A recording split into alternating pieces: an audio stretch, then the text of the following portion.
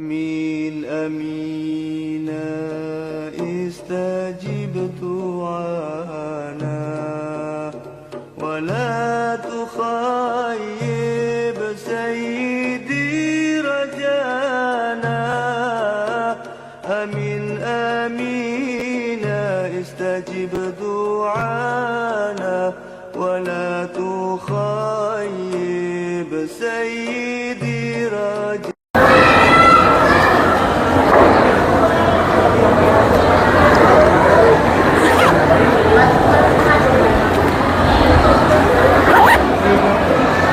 Assalamualaikum warahmatullahi wabarakatuh.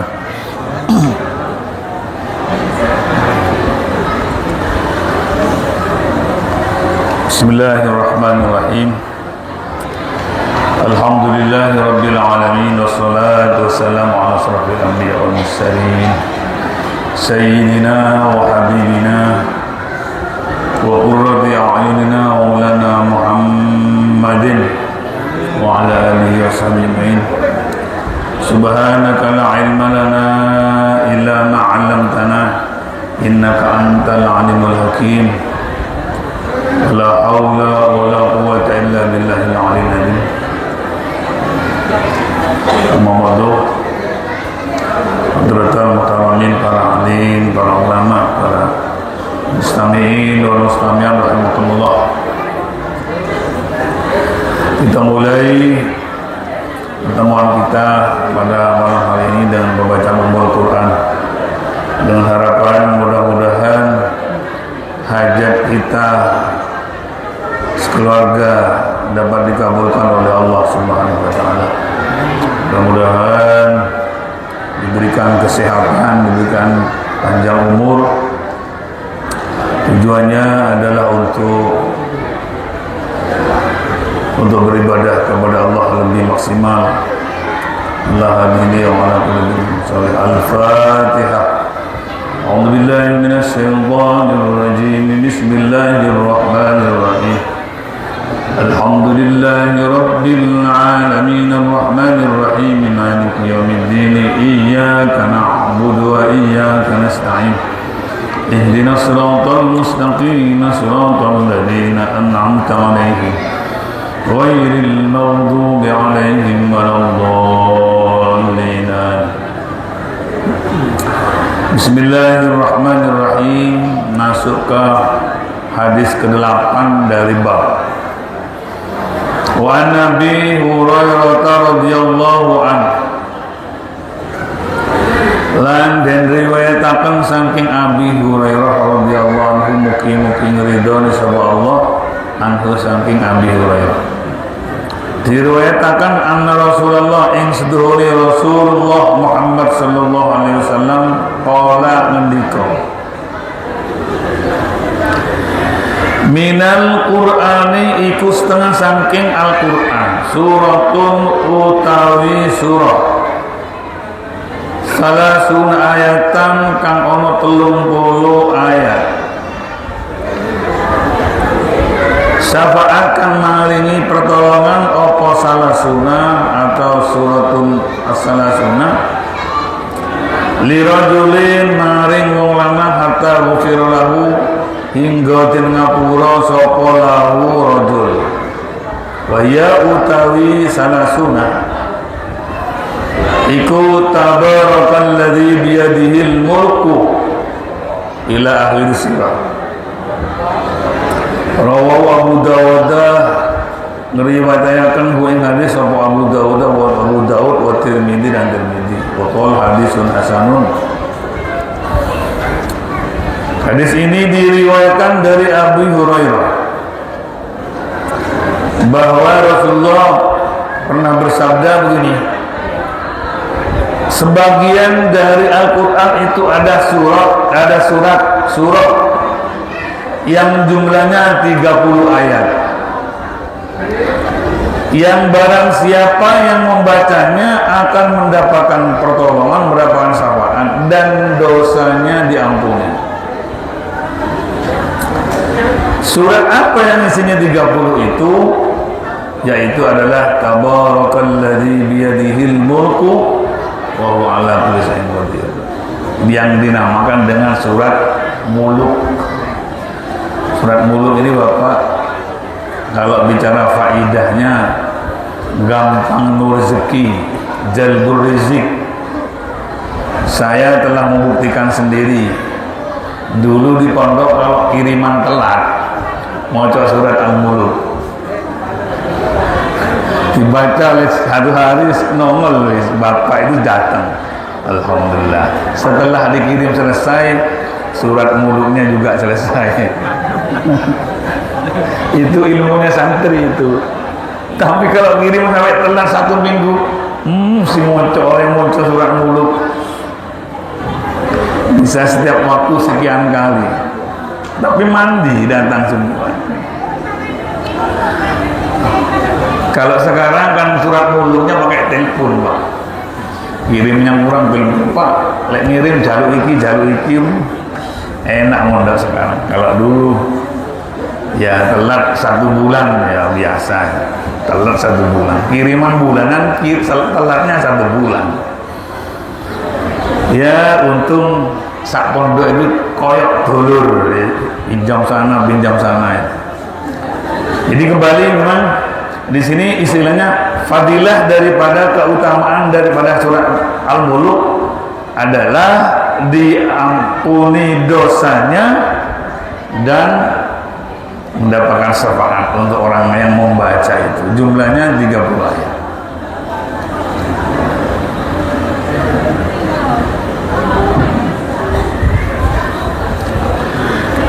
Hadis berikutnya, wa an Abi Mas'udin, yang diriwayatkan saking Abdullah bin Mas'ud, disingkat menjadi Abi Mas'ud, bukan Ibnu Mas'ud, maaf, bukan Ibnu Mas'ud tapi Abi Mas'ud, berarti lain. Wa an Abi Mas'udin, dan diriwayatkan saking Abi Mas'ud Al-Badri, kang bangsa Badri, radhiyallahu anhu, mugi-mugi ngridoni sapa Allah anu saking Abi Mas'ud, anin Nabi sallallahu alaihi wasallam, saking Nabi Muhammad sallallahu alaihi wasallam, qala ngendika sapa Nabi ing pangendikan, man qara'a bil ayataini min akhir suratil Baqarah fi lailatin kafatahu. Man utawi sapane wong iku qara'a lamun maca sapa man bil ayataini ing 2 ayat. Kalau huruf jar seperti huruf ba, tapi menempati di tempat muta'addinya lafaz atau fi'il, maka yang asal mulanya bermakna kelawan bisa bermakna ing. Berarti ba itu menempati di lafaz muta'addinya fi'il. Jadi bil ayat ini bukan kelawan ayat luru, tapi ing ayat luru. Eling-eling saya seperti itu. Man utawi sapane wong kala lamun maca sapa man iku bil ayataini ing 2 ayat min akhiri suratil Baqarah, saking akhire surat Al-Baqarah, min fi lailatin ing dalam siji bengi, kafatahu moko maringi kecukupan apa ayat loro hu ing man qara'a. 2 ayat yang terakhir dari surah Al-Baqarah. Sampai ngerti Pak? Amanah Rasul itu, amanah Rasul lima unzila min rabbihi wal mu'minun kullun amrin, seterusnya masir. Jadi ini sopo tahlil itu tidak ada dalilnya. Tapi tahlil secara kelompok, apa formulasi bacaan wa kulhu, kemudian ada ayat 2 ayat terakhir surat Al-Baqarah itu katanya tidak ada dalilnya, hadis apa namanya tahlil itu. Ya saking gak tahu moco sehingga tahlil bid'ah gitu. Padahal ya satu persatu kulhu apa al-ikhlas itu fadilahnya sampai ingat 3 kali sama dengan hatam Al-Quran. Udah itu dalilnya satu-satu. Tapi kalau dalilnya tahlil itu apa? Ya sampai delek majusi sampai berapa tahun tidak mungkin ketemu. Tapi satu persatu yang dibaca itu ada dalilnya Bapak. Jangan mau kemudian kesusu dikatakan bid'ah mengada-ada sesuatu yang tidak dilakukan Nabi. Setelah dipreteli persatu itu semua ada dalil. Al-Mu'awwidhatain kemarin sudah dibaca. Barang siapa yang baca qul a'udzu birabbil falaq, qul a'udzu birabbin nas, bisa menolak sihir dan lain sebagainya. Maka oleh orang NU dijadikan suatu formulasi, satu bacaan yang kemudian karena di dalamnya itu ada la ilaha illallah, maka dikatakan tahlil. Jadi orang yang membaca 2 ayat surat Al-Baqarah terakhir, maka dia akan diberikan kecukupan.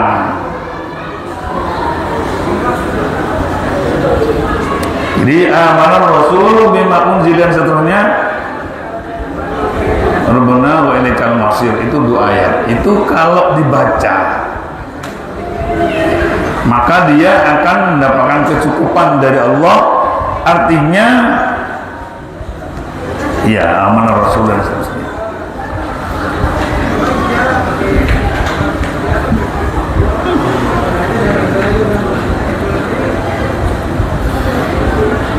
Yang dimaksud diberikan kecukupan itu banyak hal yang ditanggapi oleh para alim ulama.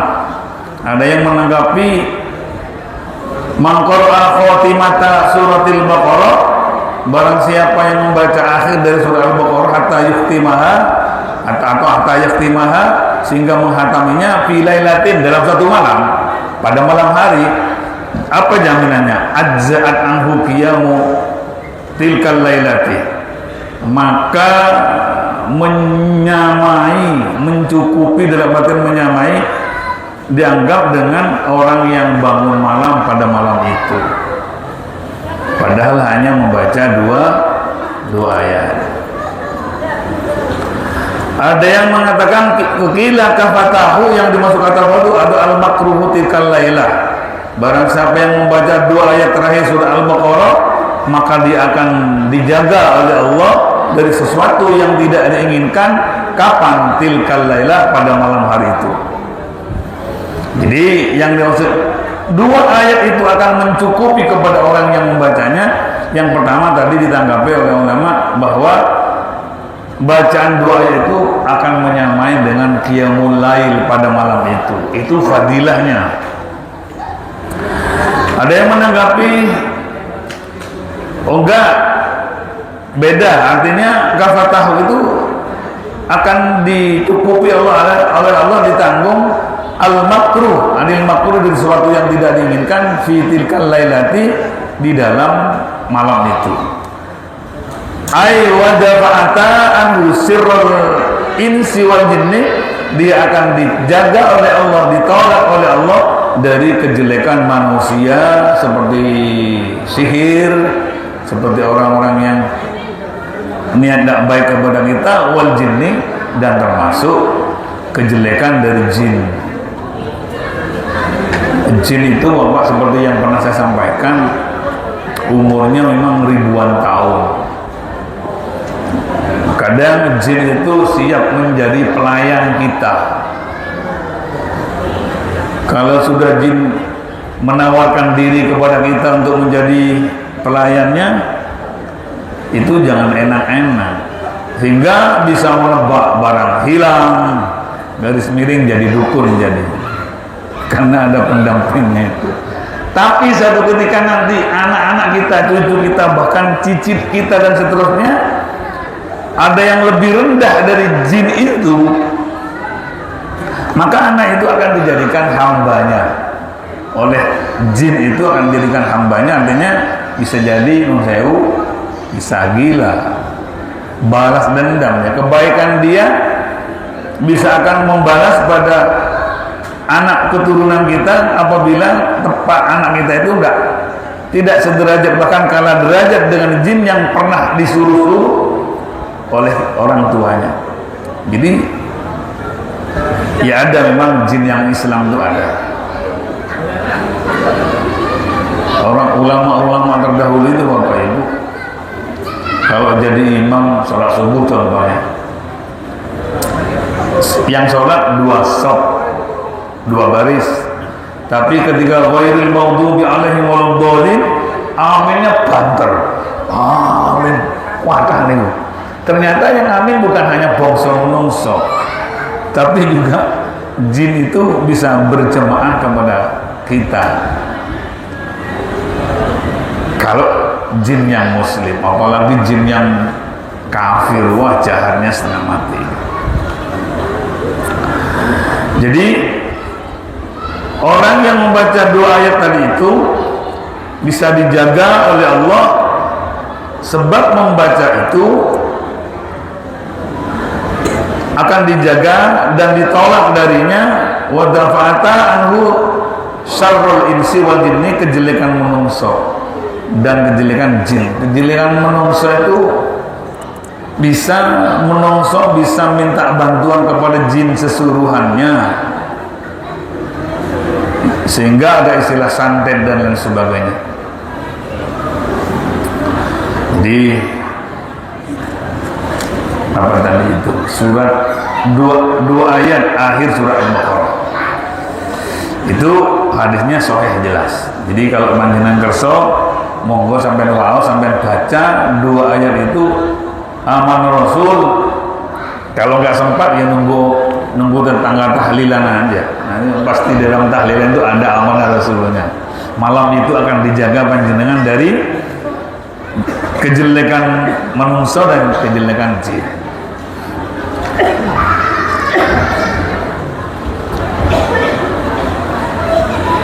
Saya pernah ditanya oleh saudara kita di kereta, Muhammadiyah katakan, apa benar Pak di dalam NU itu ada jimat, dibuntel dipakai kain kayak sapu? Apa memang ada, dan apa betul itu ada fadilah, ada keramahnya? Sulit jawabnya, gimana? Maka saya sampaikan bahwa mukjizat Nabi yang paling agung itu adalah Al-Quran, sehingga masing-masing potongan ayat sekian ayat itu apabila ditulis dan dibawa, Allah mengutus kepada orang yang membawa potongan ayat, 2 ayat, 3 ayat yang sudah ditulis itu dan dibawa dalam sakunya, maka Allah mengutus malaikat untuk menjaga orang itu. Mungkin itu yang dikatakan bahwa jimat itu bisa menyelamatkan seseorang tergantung dari ayat yang ditulis itu. Bukan jimatnya yang punya khasiat menyelamatkan, tetap Allah yang memberikan jaminan kepada orang yang menulis ayat itu kemudian dibawa jalanan, sehingga cekai katanya orang Surabayaan namanya jimat, padahal yang ditulis itu adalah ayat-ayat Al-Quran. Jadi seperti potongan terakhir 2 ayat itu kalau dibaca bisa fadilah yang begini, pahala yang begini. Termasuk ada ayat-ayat yang ketika ditulis kemudian dibawa bepergian dan sebagainya, maka malaikat akan diutus oleh Allah untuk melindungi orang yang membawa tulisan itu, yang kemudian dikatakan jimat. Katanya syirik percaya kepada jimat, yang enggak, ngapain percaya jimat? Tapi Allah itu memberikan memberikan jaminan dan menjaga kepada orang yang membawa tulisan itu. Kembalinya kepada ayat, kembalinya kepada mukjizat Nabi yang paling agung adalah Al-Quran. Jadi narasinya seperti itu, bukan merok jimat itu aku lihat dagangan ini bawa ini bisa, dagangan saya bisa laris. Lah yang seperti itu yang nggak boleh kemudian. Ini sudah menduakan Tuhan. Cincin, burung, saya sejak punya burung itu loh, rizkiku lancar, itu yang nggak boleh Bapak Ibu. Ada jimat itu tulisannya bukan Al-Quran tapi rojo, apa rojo? Ya tulisan apa nggak ngerti. Ada kadang bahasa Suryani. Bahasa Suryani itu ya bukan bahasa Arab, tapi kadang mandi, karena di dalamnya salmahat, ini ada namanya salmahat dan sebagainya. Itu Asmaul Husna, tapi bahasanya bahasa Suryani. Ditulis kadang-kadang memang di dalamnya itu mengandung khasiat. Ternyata hasiat itu setelah ditelaah, maka Allah memberikan atau mengutus malaikat yang menjaga orang yang nulis Asmaul Husna itu. Artinya kesimpulannya Bapak Ibu, kita jangan gampang percaya seperti punya cincin. Sejak cincin ini saya dagangan lancar. Tidak boleh kalau seperti itu. Karena apa hubungannya cincin kemudian dengan nggak ada hubungannya. Kalau memang tulisan Al-Quran bisa begini-begini, saya percaya itu. Tapi jangan kemudian bukan sebab tulisan itu atau kertas itu, tapi tetap dikembalikan kepada Allah Subhanahu wa Ta'ala yang punya kemampuan, punya kekuatan. Seperti itu. Jadi tidak semua yang seperti itu benar, tidak semua pula itu salah. Tergantung dari hati. Kalau hati itu mempercayai sepenuhnya bahwa itu punya kekuatan, ya yang namanya syirik di sana. Berarti Tuhan ada yang menduai, artinya punya kekuasaan, punya kemampuan, punya kelebihan itu. Tapi kalau tidak kita kembalikan bahwa itu adalah semua kekuatan dari Allah, ya ojo simak. Obat saja, kita ketika meminum obat bisa sembuh, bukan obat itu yang menyembuhkan. Ketika kita lapar, bukan nasi itu yang kemudian mengenyangkan, tapi tetap Allah. Jadi tergantung kitanya bagaimana kita mengembalikan bahwa semua la haula wala quwata illa billahil aliyyil azim. Jadi monggo ini dibaca surat 2 ayat terakhir surat Al-Baqarah. Baca umpamanya jenengan punya wadifah setelah sholat tahajud, punya wiritan dan sisa waktu untuk menunggu subuh, sampai baca Amanah Rasul, kan sudah paham, sudah hafal. Amanah Rasulnya tahlil itu dibaca, ulangi lagi sampai subuh. Kalau enggak ya nunggu tahlilan aja. Jalanan nanti mesti dibaca. Hadis ke-10 an Nabi Hurairah radhiyallahu anhu, diriwayatkan saking Abi Hurairah radhiyallahu anhu anna Rasulullah sallallahu alaihi wasallam iku qaulah ngendika, la taj'alu buyutakum maqabir, la taj'alu ojo padha ndadekaken sapa sira kabeh buyutakum ing pira-pira omah sira kabeh maqabir ing pira-pira tempat pemakaman. Jangan engkau jadikan rumahmu sebagai tempat memakamkan orang meninggal. Itu secara teks Pak ya. Jangan jadikan rumahmu sebuah kuburan gitu aja. Tapi jangan dipahami luarnya. Jangan memakamkan orang matimu di rumahmu. Tidak begitu. Bahasanya jangan kau jadikan rumah-rumahmu kuburan, bukan begitu. Artinya bukan rumah atau salah satu keluarga kita yang meninggal dimakamkan di rumah, tidak, bukan begitu. Inna syaitana setulis syaitan iku yang firuiku belayu sopo syaitan minal baiti sanging omah allati ya bait ya omah tukra ukang den wacaaken fihi ing dalem bait apa suratul Baqarah apa surat Baqarah. Kadang kalau dipotong bisa kembali lah kepahamannya. Jangan kau jadikan rumahmu kuburan, bukan dimakamkan di kuburan artinya bukan orang mati dimakamkan di rumahmu, bukan. Jangan kau jadikan rumahmu seperti kuburan. Ai mislaha, jangan samakan dengan kuburan. Artinya apa?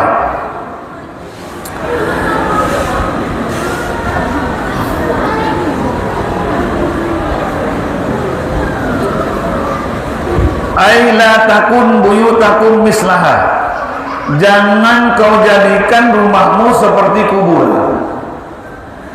Wajah sabanya fi adam istighaliman fiha minal mauta binawi sholat wal qira'ah. Artinya di dalam kubur gimana? Tidak ada orang yang membaca Al-Quran dan juga tidak ada orang yang sholat di dalam kuburan. Artinya itu persemulannya, jangan jadikan rumahmu seperti kuburan. Kenapa kuburan? Di dalam kuburan kan tidak ada orang sholat. Binahwis sholat wal qir'ah, tidak ada orang sholat, tidak ada Al-Quran. Artinya jangan sampai rumah kita kosong dari bacaan Al-Quran. Ya kalau enggak bapaknya ya anak, kalau enggak ya ibunya. Syukur-syukur di tempat rumah panjenengan ada anak ngaji qiraati atau apa namanya ngaji Al-Quran itu ya tambah bagus. Artinya kalau di hadis yang lain, nawiru buyutakum bitalawatil Quran, sinarilah rumah-rumah kalian dengan Al-Quran. Kalau dibalik, apabila rumah kita tidak pernah dibacakan Al-Quran, berarti gelaplah rumah kita, berarti sama dengan kuburan. Yang dimaksud jangan jadikan rumah kita seperti menjadikan kuburan, maksudnya adalah mislaha, seperti kuburan di mana di dalamnya tidak ada orang yang melakukan sholat dan tidak ada yang membaca Al-Quran.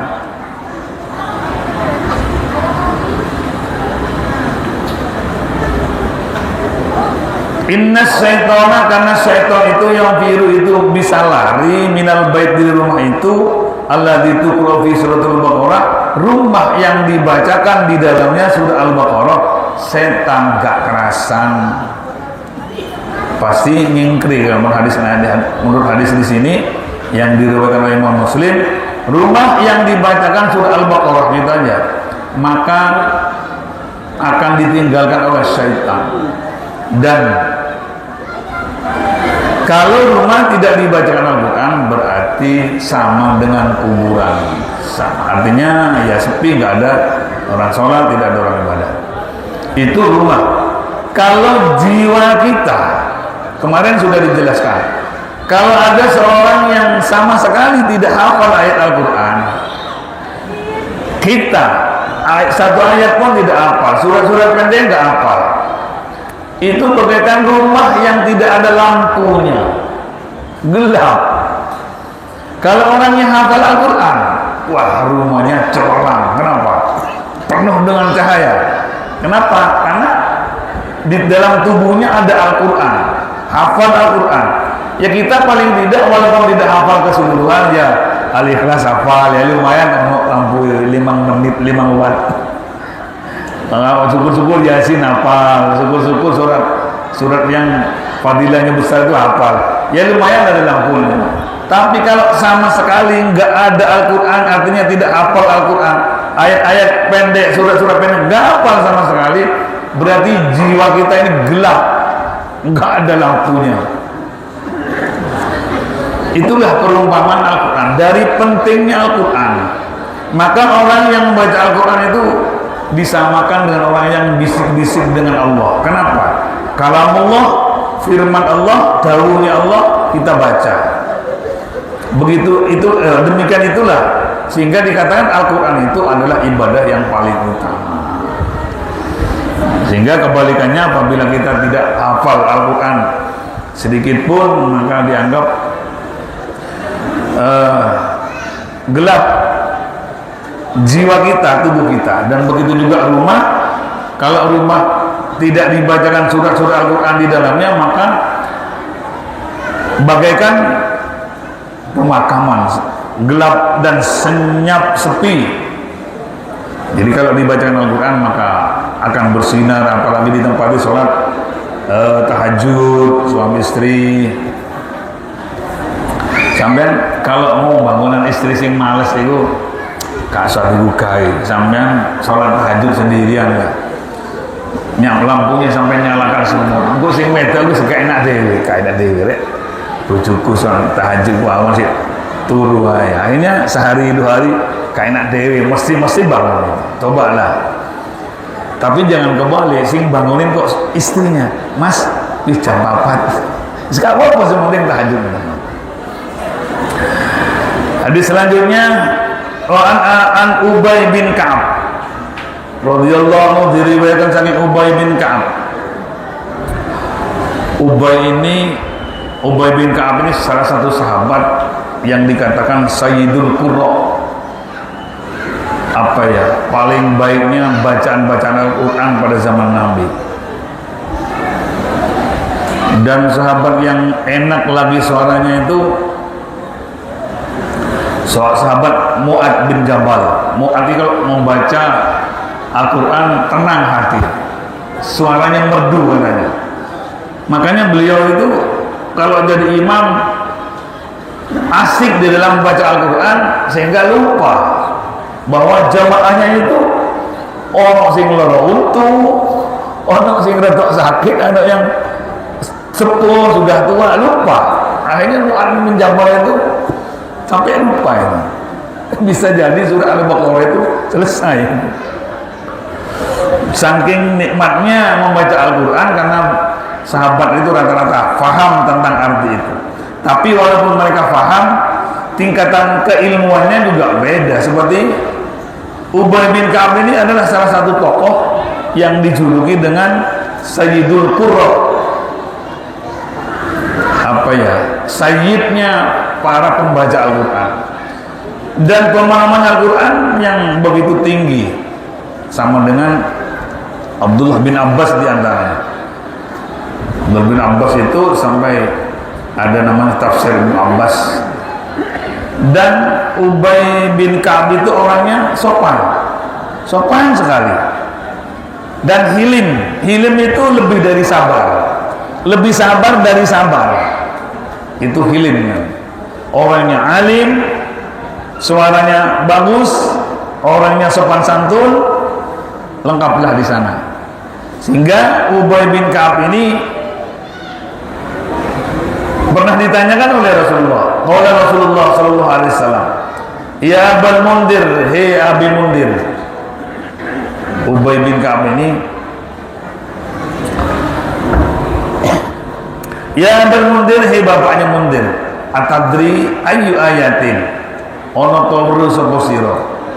Ayu ayatin endini ayat min kitabillah saking kitab Al-Qur'an, ma'aka serta sira aqdamu kang luwi aku." Ayat bukan surat yang dimana ayat Al-Quran itu apa yang paling agung menurut dirimu? Qultu, mau kamu jawab sampai ingsun, Allahu la ilaha illa huwal hayyul qayyum adalah ayat Allahu la ilaha illa huwal hayyul napa? Ayat kursi. Jadi ayat kursi ini kemudian setelah dijawab, Fadraba maka mukul sapa Nabi fi sadri, kata dia, dada saya diteplek, kata Rasulullah. Laqala lan kemudian ngendika sapa Nabi, liyahnikal ilmu abal mundir, semoga engkau mudah mendapatkan ilmu. Ya Nabi yang berdoa, jadi semoga kamu dikaruniai ilmu, semoga mendapatkan ilmu. Abul Mundir, hai Abul Mundir, dawuh Rasul itu walaupun satu kalimat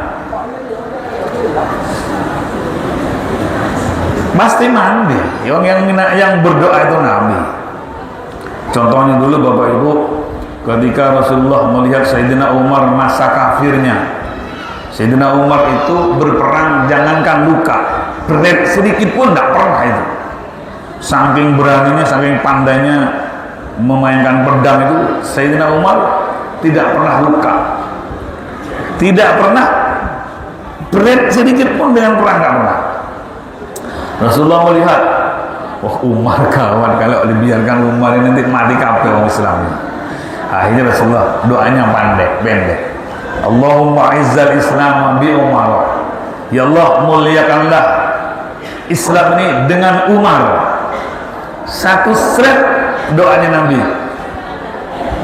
Padahal Sayyidina Umar itu diajak oleh anak ponakan-ponakannya itu dengan saudaranya untuk masuk Islam, nggak bisa.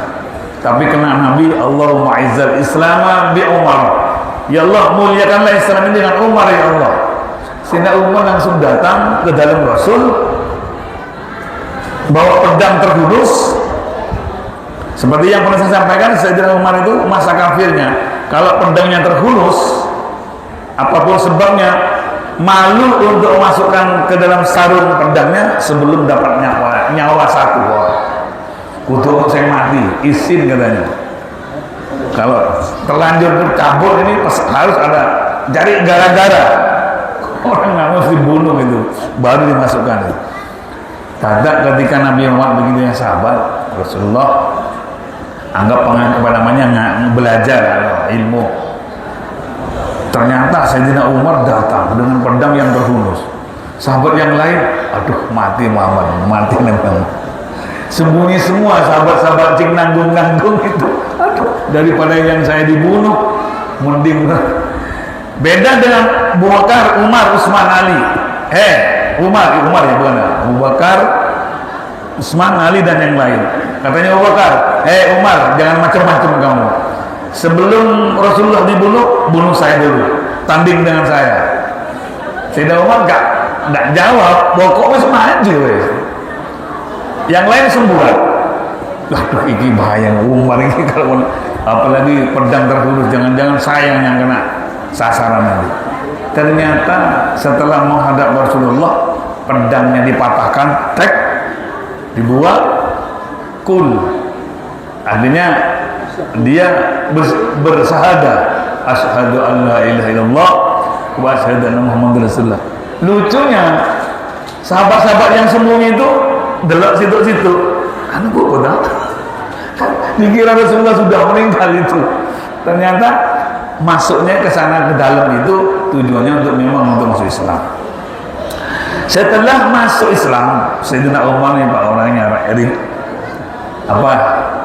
religius iya, jenius iya.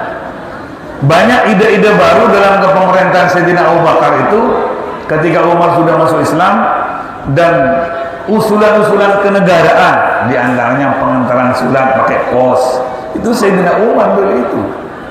Aja ada petugas yang antarkan, dibayar dan sebagainya, caranya begini-begini. Itu berkat usulan Sayyidina Umar. Kemudian Sayyidina Umar itu kan orangnya rasional. Awal Rasulullah mencium Hajar Aswad, rebutan ketika Nabi nyium Hajar Aswad, sahabat-sahabat yang lain sama mencium rebutan. Sayyidina Umar belakangan. Ono apa kok rame-rame pojok Ka'bah? Kok batu kok dicium? Datang Sayyidina Umar. Kenapa awakmu kok batu kok dicium? Kata sahabat-sahabat, Rasulullah tadi mencium ini. Oh iya, lek ngono tak meno. Umar maju. Setelah maju, sik sumpah. Hajar Aswad, aku tahu loh awakmu itu gak bahayani, gak manfaati. Andai kata aku tidak pernah lihat Nabi mencium dirimu, aku tidak akan mencium dirimu. Baru mencium. Orangnya rasional itu. Kemudian lagi bahwa beliau itu orangnya jenis dan orangnya pakai rasional. Ketika Rasulullah diperintah hijrah ke Mekah, dari Mekah ke Madinah, Sayyidina Umar banyak yang nanya, kenapa kok pindah? Karena tertindas, terhimpit, terintimidasi, terancam keselamatannya. Katanya Umar, ngapain takut meninggalkan tempat darah kita sendiri? Rasulullah sing ngongkon, gila ngomong aku melo. Kalau nas Rasulullah takut dia itu. Ini Rasulullah yang nyuruh, selama aku melo. Udah. Setelah berangkat, Sayyidina Umar naik ke bukit. Ahli Makkah, idza aradta an takuna zaujatuka armana faqbal Umar katanya. Kalau ingin istrimu akan menjadi janda semua sebelum saya pindah ke Madinah, angkat saya. Sekmana si aniku, Ka'bah langsung. Ya wis Rasulullah, dia harus milok gitu. Enggak, tapi si anu. Oh ya bukan sama kan bojone sing pengen jadi janda, ada Umar. Ada sungguhan itu mesti dipotong lehernya itu. Setelah itu nggak ada yang berani baru. Artinya Sayyidina Umar itu kembali ke bawah doa-doa yang dilantunkan oleh Nabi Muhammad itu pasti akan dikabulkan oleh Allah Subhanahu wa taala. Dan pernah saya berikan fotokopi doa itu, bahwa Nabi itu, sampean tahu nggak, Nabi itu kemana saja doa, mau pergi doa, datang pergian doa, setelah bermimpi doa, bangun tidur doa, mau tidur doa, semua langkah-langkahnya penuh dengan doa, keluar rumah doa, masuk doa. Kita enggak sama sekali, bisa ngeloyor aja berangkat gitu. Tidak, Rasulullah itu semua langkah-langkahnya dengan doa, makan pakai doa, selesai makan doa, mau tidur segalanya adalah doa. Dan ada doa yang ternyata bisa mencakup semua doa yang pernah didoakan oleh Nabi. Pendek, tapi bisa mencakup semua doa yang pernah dilantunkan oleh Nabi. Yang pernah saya edarkan, Allahumma inna nas'aluka min khairi ma sa'alaka nabiyyuka Muhammadun sallallahu alaihi wasallam wa na'udzubika min syarri ma sta'adzaka min Nabi Muhammad sallallahu alaihi wasallam antal musta'an ala bala wala haula wala quwwata billah. Doa itu bisa mewakili semua doa yang pernah didoakan oleh Nabi. Yang mana doa Rasulullah itu selalu berdoa di mana dan kapanpun dan dimanapun, selalu dan selalu berdoa, apalagi dalam ibadah beliau. Jadi Allahumma inna nas'aluka min khairi ma sa'alaka minhu nabiyyuka Muhammad sallallahu alaihi wasallam wa na'udzubika min syarri ma sta'adzaka minhu Muhammad sallallahu alaihi wasallam anta musta'anu wa lakal bala wala haula wala quwwata illa billah. Kalau nggak hafal, sampeyan googling, sekarang sudah banyak mbah Google itu, doa yang mewakili doa Rasulullah, semua doa yang mewakili doa yang pernah disampaikan Rasulullah. Klik .no.online, klik, keluar semua itu. Sekarang nggak ada sulit, Pak. Sedikit saya ingatkan, walaupun ini sudah pernah disampaikan, kalau panjenengan mau memanfaatkan Google, utamanya anak-anak muda ini, sampai ketik asal masalahnya spasi .no.online. Contoh,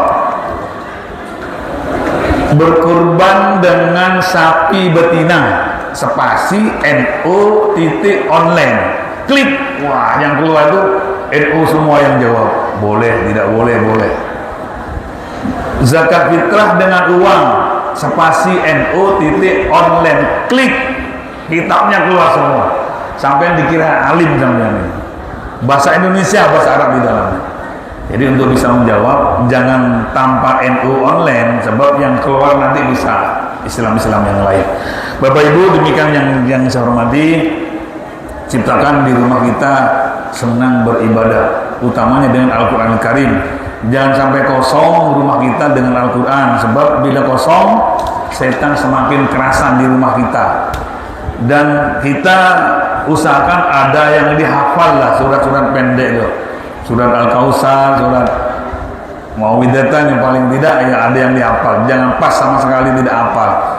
Utamanya anak-anak kita yang masih TK, yang masih SD, jangan sampai tidak hafal 1, 2, 3 dan seterusnya ayat-ayat atau surat-surat pendek di Al-Quran. Karena Al-Quran yang kita hafal itu bagaikan lampu di dalam hati kita. Mudah-mudahan anak kita jadi anak yang soleh-solihah, bisa berbakti bagi nusa dan bangsa, bisa menjadi penerus kita semua selanjutnya. Dan mudah-mudahan anak kita nanti bisa mendoakan kita ketika kita sudah berpulang kepada Allah Subhanahu wa taala. Al-Fatihah. A'udzubillahi minasyaitonir rajim. Bismillahirrahmanirrahim. Alhamdulillahirabbil alamin. Iyyaka na'budu wa iyyaka nasta'in. Sekian, assalamualaikum warahmatullahi wabarakatuh.